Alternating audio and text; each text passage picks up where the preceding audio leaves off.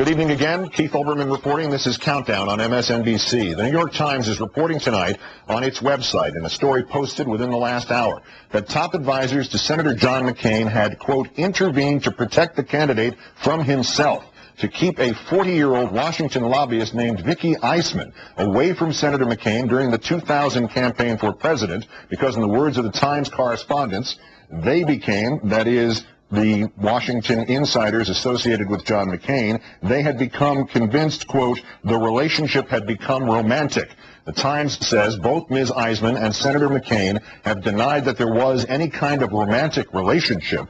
Whatever the relationship was between the senator from Arizona and a 40-year-old lobbyist for the firm of Alcalde and Fay, who represented telecommunications companies for whom Mr. McCain's Commerce Committee was pivotal, according to the Times. Her clients contributed tens of thousands of dollars to his campaigns.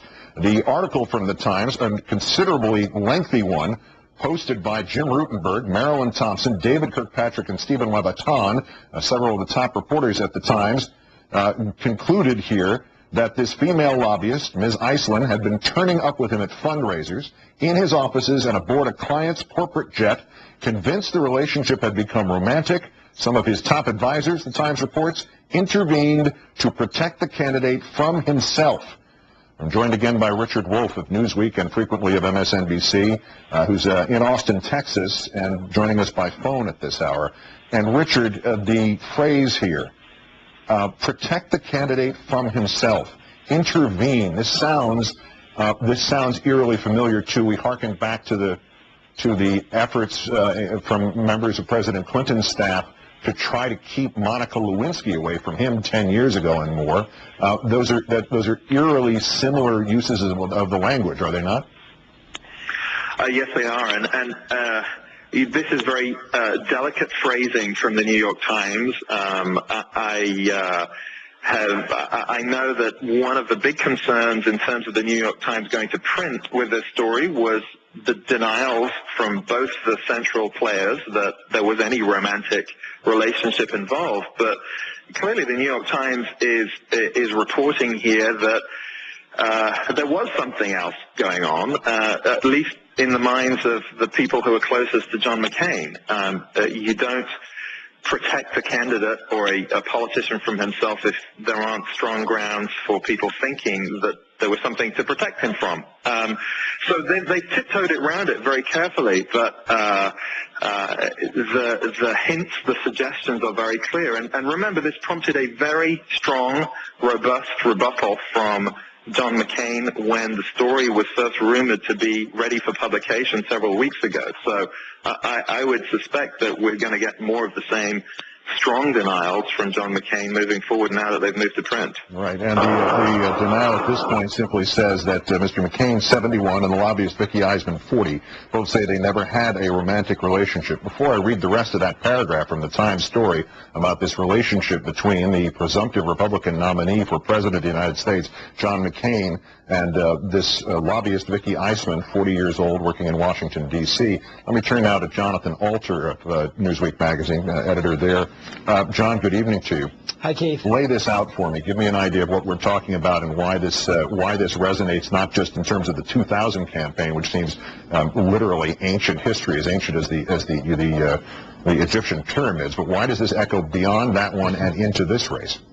Well, first of all, we don't know how much it resonates. Sometimes these stories land with a lot of impact and they become 1 or 2 day stories and then they fade. And I have a sense that that might be the case with this, because my experience covering these stories of alleged sexual involvement over the years, and it goes back to, Gary Hart and Donna Rice back in 1987, is that you do have to either have some sort of really incriminating physical evidence, like, Donna Rice sitting on Gary Hart's lap, or one of the parties, like, say, Jennifer Flowers, coming forward and saying that there was some sexual contact. Without that, these sex stories don't really have legs, not to make a bad pun.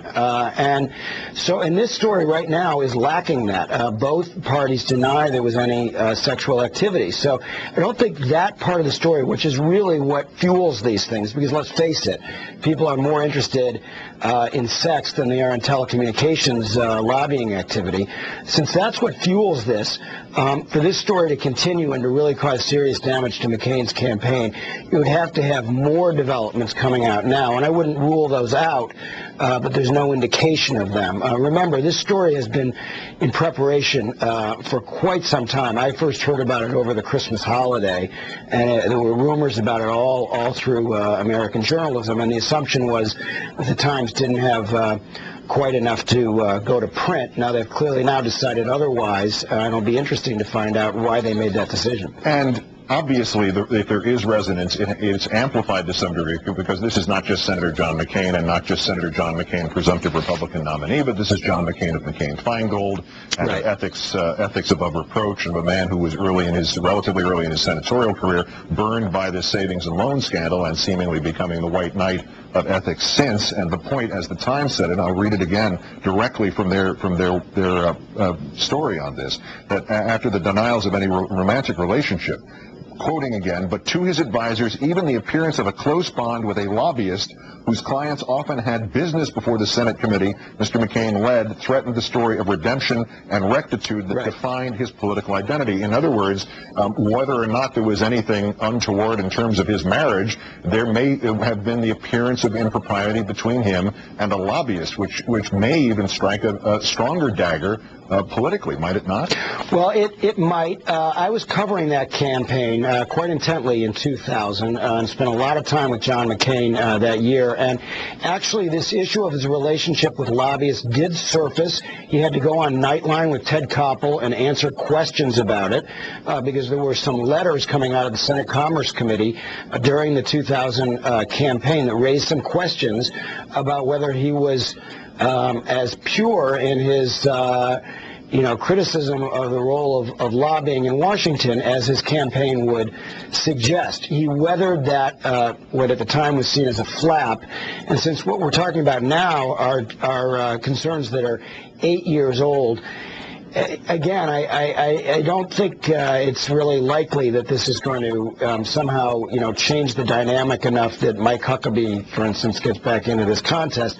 But I'm always willing to be surprised, and frequently am in politics, Keith. Yeah, but here's my point. We're going to talk to Pat Buchanan specifically about this in a moment, but let me try it out on you first. In this, of all Republican races where there has been such adamance that this is the wrong candidate by obviously a minority group in the Republican Party, but a powerful, vociferous, and seemingly tireless minority group in the Republican Party.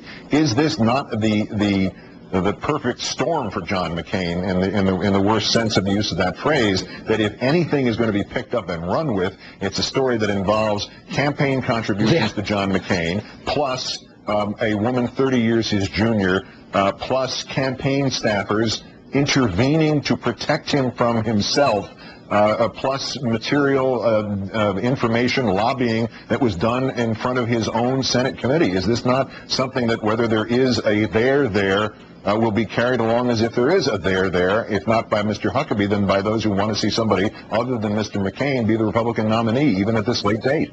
Well, I think that's an excellent summary of the political challenge that John McCain faces right now, but he's got a 600-delegate cushion in order, to survive this. So as long as you don't have a drip, I think he can get past it, but you're absolutely right that this gives a lot of ammo to his Republican opponents, and more important, arguably, to Barack Obama, should he be the nominee. We've already noticed that on several issues, Obama is working on a theme of John McCain as hypocritical on torture, because he voted for a bill recently that was quite different in its attitude toward waterboarding than what he had enunciated previously.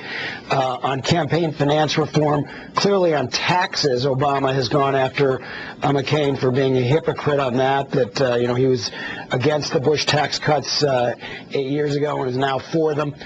And you may see this relationship with lobbyists turn up in some of what Barack Obama has to say as he turns his attention to what he now is assuming will be a general election campaign against John McCain. Jonathan Alter of Newsweek and MSNBC will ask you to stand by as we continue to try to, and again, not to, these are inevitable, flesh this out.